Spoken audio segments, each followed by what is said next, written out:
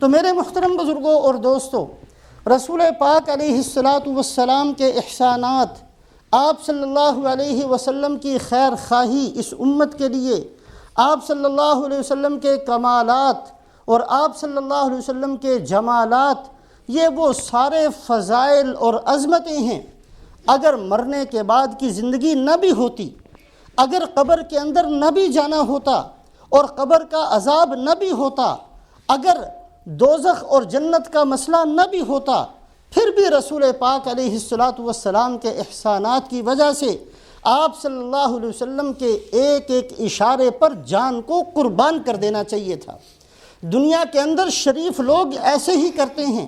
کہ اگر کوئی ان پر احسان کرتا ہے تو احسان کا بدلہ چکانا شرافت سمجھا جاتا ہے، اگر کوئی کمال والا ہوتا ہے اس کی اتباع کرنا عزت سمجھا جاتا ہے، اگر کوئی فضیلت والا بندہ ہوتا ہے اس کے نقش قدم پر چلنا اپنی عزت سمجھا جاتا ہے۔ جب ہم رسول پاک علیہ الصلاۃ والسلام کے بارے میں ان ساری چیزوں سے واقف ہیں، آپ کے احسانات ایسے اور اتنے، آپ کے کمالات ایسے اور اتنے، آپ کے جمالات ایسے اور اتنے، آپ کی عظمتیں ایسی اور اتنی، تو آخر کیا مصیبت ہے؟ ہم لوگ کیوں نہ رونا ہمیں آئے اور ہم اپنے دوگلے پن پر کیوں آنسو نہ بہائیں؟ آج میری اور آپ کی حالت یہ ہے۔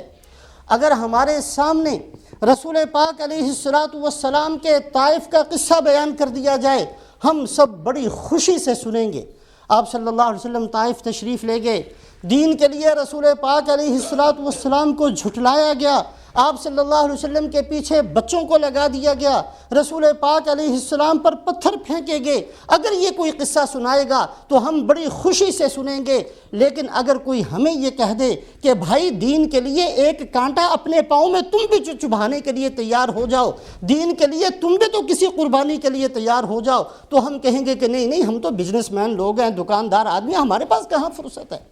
اگر کوئی بندہ ہمیں یہ کہے رسول پاک علیہ الصلاۃ والسلام نے اپنی امت کے لیے اتنا تڑپے ہیں اور اتنی خیر خواہی کے ساتھ سب کچھ لگا دیا کہ آپ صلی اللہ علیہ وسلم کی وہ بیٹی جس کے بارے میں فرمایا سیدۃ نساء اہل الجنت فاطمۃ الزہرا، جنت کے اندر جتنی عورتیں جائیں گی ان سب کی سردار میری بیٹی فاطمہ ہوگی، ایسی بیٹی کام کرتے ہوئے ہاتھوں میں گٹے پڑ جاتے ہیں۔ اگر کوئی ہمیں یہ سنائے تو ہم بڑی خوشی سے سننے کے لیے تیار ہیں، لیکن اگر کوئی ہمیں یہ کہہ دے کہ بھئی دین کے لیے تم بھی کچھ ایسی محنت کرو کہ جو کچھ تمہارے پاس ہے سارا خرچ ہو جائے، ایک ذرہ بھی اس کا باقی نہ بچے اور تمہارے گھر کے اندر فاقے آنے لگ جائیں، تو ہم کہیں گے توبہ کرو توبہ، ہم نہیں ایسا فقر برداشت کرنے کے لیے تیار، ہم تو وسعت چاہتے ہیں، ہم تو مالداری چاہتے ہیں، ہم تو قارون کے خزانوں کا مالک بننا چاہتے ہیں۔ میرے محترم بزرگوں اور دوستوں، اسی طریقے سے اگر کوئی ہمارے سامنے اس بات کو بیان کرے، رسول پاک علیہ الصلاۃ والسلام کے گھر کی حالت یہ ہے، حضرت عائشہ صدیقہ رضی اللہ تعالیٰ عنہا فرماتی ہیں رأینا الہلال ثم الہلال ثم الہلال وما اوقد فی بیت رسول اللہ صلی اللہ علیہ وسلم، ہم ایک چاند کو دیکھ لیتے، پھر دوسرا مہینہ آتا دوسرا چاند دیکھ لیتے، پھر تیسرا مہینہ آتا تیسرا چاند دیکھ لیتے، اور آپ صلی اللہ علیہ وسلم کے کسی گھر میں چولہا نہ جلتا۔ اگر کوئی ہمیں یہ قصہ سنائے ہم بڑی خوشی سے اس بندے کا قصہ سن لیں گے اور کہیں گے جی بڑی اچھی تقریر آپ نے کی ہے، لیکن اگر کوئی ہمیں یہ کہہ دے کہ بھائی تم بھی تو دین کے لیے کچھ قربانی کرنے کے لیے تیار ہو جاؤ، دین کے لیے کچھ لگانے کے لیے تیار ہو جاؤ، تو ہم کہیں گے یہ کام مولوی صاحب کا ہے، ہمارا کام نہیں ہے۔ میرے محترم بزرگوں اور دوستوں، ایسے دوگلے پن پر ہماری ساری کی ساری زندگی گزر رہی ہے اور ہم اپنے اس دوگلے پن پر مطمئن ہو کر بیٹھے ہیں، ہم پھر بھی یہ سمجھتے ہیں کہ جنت کے ٹھیکیدار ہم ہی ہیں۔ سورہ صف کی آیت نمبر 5، 28ویں سپارے کی سورہ صف، اس کی آیت نمبر 5 بڑے غور سے پڑھنے کی ضرورت ہے اور اس کے ایک ایک لفظ پر غور کرنے کی ضرورت ہے۔ اللہ رب العزت نے اس بات کو سامنے رکھیے، بنی اسرائیل کے واقعات کو سب سے زیادہ قرآن پاک میں جگہ دی گئی، اس لیے کہ رسول پاک علیہ الصلاۃ والسلام نے فرمایا میری امت سارے وہ کام کرے گی جو بنی اسرائیل نے کیے تھے، یہ امت ان برائیوں کے قریب نہ چلی جائے، یہ امت ان بری عادتوں کو اختیار نہ کر لے، لہٰذا قرآن پاک کے اندر سب سے زیادہ بنی اسرائیل کے واقعات کو بیان کیا گیا۔ سورہ صف کی آیت نمبر 5 کے اندر اللہ رب العزت حضرت موسیٰ علیہ السلام کی ایک بات کو ذکر فرماتے ہیں، وَإِذْ قَالَ مُوسَىٰ لِقَوْمِهِ يَا قَوْمِ لِمَ تُؤْذُونَنِي وَقَدْ تَعْلَمُونَ أَنِّي رَسُولُ اللَّهِ إِلَيْكُمْ۔ الفاظ پر غور کیا جائے، حضرت موسیٰ علیہ السلام نے اپنی قوم سے یہ فرمایا، اے میری قوم، تم مجھے تکلیفیں کیوں پہنچاتے ہو حالانکہ جانتے ہو کہ میں اللہ کا رسول ہوں۔ الفاظ کا ترجمہ، اے میری قوم، تم مجھے کیوں تنگ کرتے ہو حالانکہ تم جانتے ہو کہ میں اللہ کا نبی ہوں اور اللہ کا رسول ہوں۔ حضرت موسیٰ علیہ السلام کس موقع پر یہ اپنی امت کو فرماتے ہیں؟ مفسرین پورا قصہ بیان فرماتے ہیں۔ یہ بات کن لوگوں سے کہی موسیٰ علیہ السلام نے؟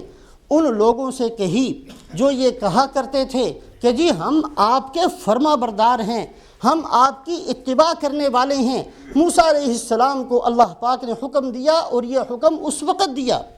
جب فرعون کو غرق کر دیا اور دریا کے اندر موسیٰ علیہ السلام کے ماننے والوں کو راستے دے دیے، دریا کو پار کر کے دوسری طرف پہنچ گئے، تو اللہ پاک نے فرمایا کہ ہم نے تمہارے دشمن کو بھی ہلاک کر دیا ہے، اس کی فوجوں کو بھی ہلاک کر دیا ہے، اور ملک مصر، جس ملک مصر کے اندر تمہیں غلام بنا کر فرعون رکھا کرتا تھا، اس ملک مصر کا حکمران بھی تم کو بنا دیا ہے، ملک مصر کی حکومت بھی مل گئی۔ اللہ پاک نے دریا کے اندر راستے بھی دے دیے، اور اللہ پاک نے دشمن کو ختم بھی کر دیا۔ حضرت موسیٰ علیہ السلام کو اللہ حکم دیتے ہیں، یہ ساری نعمتیں ہو چکی، اب ایسے کرو کہ اپنے ماننے والوں کو ساتھ لو اور ساتھ لے کر ملک شام چلے جاؤ، اور ہم تم سے یہ وعدہ کرتے ہیں کہ ملک شام بھی تمہیں دے دیں گے جیسا کہ ملک مصر تمہیں دے دیا گیا ہے۔ حضرت موسیٰ علیہ السلام اپنی امت کو اکٹھا فرماتے ہیں، اور اکٹھا فرما کر یہ فرماتے ہیں کہ اللہ پاک نے نعمتیں دی، اللہ نے تمہارے دشمن کو ختم کر دیا، اللہ پاک نے بنی اسرائیل کے اندر بہت ساری نبوت کو باقی رکھا، اللہ پاک نے بنی اسرائیل کو حکومتیں بھی دیں، اللہ پاک نے ملک مصر بھی دے دیا۔ اب اللہ پاک کا حکم یہ ہے کہ میرے ساتھ چلو، اور ارض مقدس یعنی ملک شام کو ہم نے فتح کرنا ہے، اور اللہ پاک وعدہ فرما چکے جب ہم ملک شام میں داخل ہوں گے سارے دشمن بھاگ جائیں گے، اور ملک شام کی فتح کا اللہ وعدہ فرما چکے ہیں۔ ایسے وقت میں یہ بندے جو یہ کہا کرتے تھے کہ جی ہم آپ کے ماننے والے ہیں، ہم آپ کے فرما بردار ہیں، ہم آپ کی اتباع کرنے والے ہیں، انہوں نے یہ کہہ دیا، اذهب انت وربک فقاتلا انا ہاہنا قاعدون۔ اے موسیٰ علیہ السلام، ہماری تو نہیں ہمت، ہم تو نہیں جانا چاہتے، وہاں بڑے سخت قسم کے لوگ ہیں، پتہ نہیں ہمارے ساتھ کیا معاملہ کر دیں گے۔ حالانکہ موسیٰ علیہ السلام اللہ کا حکم سنا چکے کہ اللہ وعدہ فرما چکے ہیں کہ فتح تمہاری ہوگی۔ اے موسیٰ، ہم نہیں جاتے، ہم نہیں وہاں جانے کے لیے تیار، اگر آپ نے زیادہ ہی کرنا ہے اذهب انت وربک فقاتلا انا ہاہنا قاعدون، آپ چلے جائیے، اپنے اللہ کو ساتھ لے جائیے، اور دونوں جنے جا کر جہاد کر لیجئے۔ جب جہاد ہو جائے گا اور ملک شام فتح ہو جائے گا، پھر ہم آپ کے ساتھ ہیں جیسے آج آپ کے ساتھ ہیں۔ ایسے موقع پر موسیٰ علیہ السلام نے فرمایا، لِمَ تُؤْذُونَنِي وَقَدْ تَعْلَمُونَ أَنِّي رَسُولُ اللَّهِ إِلَيْكُمْ۔ اے میری قوم، مجھے کیوں ستاتے ہو اور مجھے کیوں تکلیف پہنچاتے ہو حالانکہ تم جانتے ہو کہ میں اللہ کا نبی ہوں۔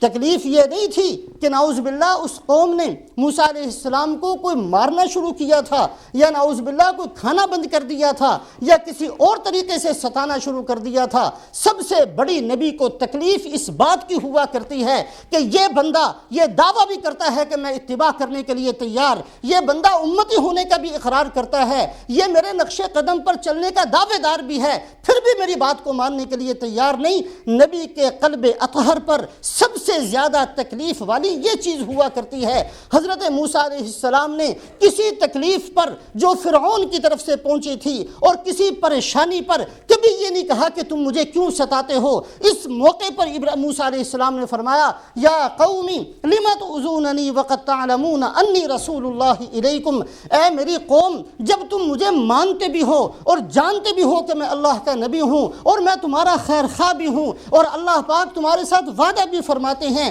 پھر نافرمانی کیوں کرتے ہو، پھر غیروں کے طریقوں کو کیوں اختیار کرتے ہو؟ اس سے حضرت موسیٰ علیہ السلام کو سب سے زیادہ تکلیف پہنچی۔